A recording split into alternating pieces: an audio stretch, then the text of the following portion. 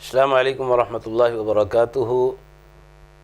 سائلہ کا سوال ہے کہ کیا غیر محرم کو دیکھنے سے یا اس سے بات کرنے سے وضو ٹوٹ جاتا ہے یا نہیں؟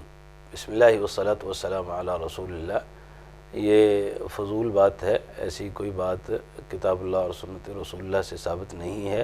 غیر محرم کو دیکھنا یا اس سے ضرورت کے وقت بات کرنا، اس سے انسان کے وضو پر یا انسان کی طہارت پر کسی قسم کا کوئی اثر نہیں پڑتا، وضو باقی رہتا ہے۔ اس میں انشاءاللہ العزیز کسی قسم کی کوئی قباحت نہیں ہے۔ ویسے غیر محرم کی طرف دیکھنا، ویسے غیر محرم سے بلا سبب بات کرنا، بغیر ضرورت کے بات کرنا، یہ بات درست نہیں ہے، یہ گناہ ہے اور اس سے اجتناب کرنا چاہیے۔ والسلام علیکم ورحمۃ اللہ وبرکاتہ۔